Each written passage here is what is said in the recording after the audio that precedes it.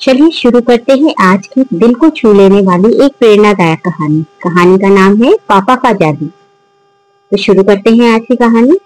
राहुल वर्मा एक बेहद सफल बिजनेसमैन था। उसकी पहचान एक सख्त, घमंडी और बेरहम इंसान की थी। उसके ऑफिस में कोई भी कर्मचारी उसकी आंखों में आंखें डालकर बात नहीं करता था। सब उससे डरते थे। यहाँ तक कि घर में भी उसकी पत्नी और नौकर चाकर उसकी उपस्थिति में चुप ही रहते। लेकिन एक छोटी सी बच्ची थी जिसे राहुल का डर नहीं लगता था। वो थी उसकी 5 साल की बेटी पिंकी। पिंकी मासूम सी, चंचल सी, हर बात में खुशी ढूंढ लेने वाली बच्ची थी। जब राहुल रात को थका हुआ घर आता तो पिंकी भाग कर उसके गले लग जाती और कहती, पापा, आज मैंने एक जादू सीखा।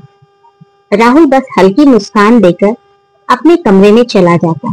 राहुल का मानना था कि इमोशंस नामक समय की बर्बादी। इमोशंस क्या होता है? समय की बर्बादी। उसका जीवन सिर्फ बिजनेस, ग्राफ, फायदे और लॉस से भरा हुआ था। यानी वो एक बिजनेसमैन तो था, लेकिन उसमें इमोशन नहीं थे।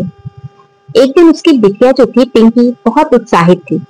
उसने एक छोटी सी जादू की छड़ी बनाई थी, चमकीली कागज से लिपटी हुई एक पेंसिल, जिस पर रंगीन सितारे भी उसने चिपका दिए थे।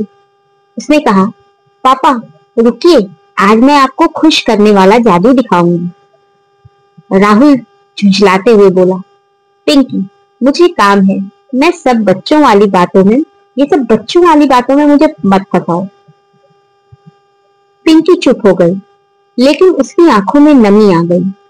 वो चुपचाप अपने कमरे में चली गई। अगले दिन राहुल एक बड़े कॉन्ट्रैक्ट के सिलसिले में बाहर गया। तो कहानी आपको कैसी लग रही है? अगर आप अभी तक बने हुए हैं तो प्लीज चैनल को लाइक, शेयर एंड सब्सक्राइब जरूर कर दीजिएगा अगर नए हैं तो, और साथ ही साथ बेल आइकन भी दबा दीजिएगा और उसमें ऑल पर टिक कर दीजिएगा। इस तरह के बहुत अच्छे अच्छे वीडियोस आपको मेरे चैनल पे मिलेंगे, तो चैनल पर एक बार विजिट जरूर कीजिए और कहानी सुनते रहिए।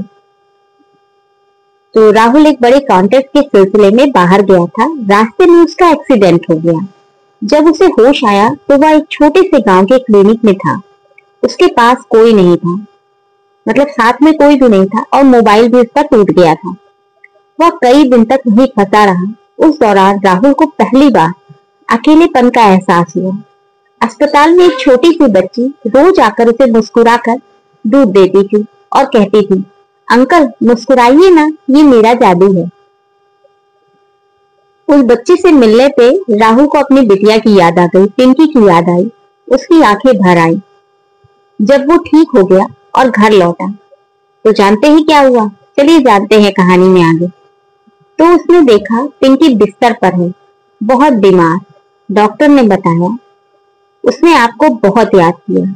अपने पापा का प्यार नहीं मिला तो वह टूट सी गई, लेकिन अब अगर आप उसके साथ वक्त बिताएं तो चमत्कार हो सकता है।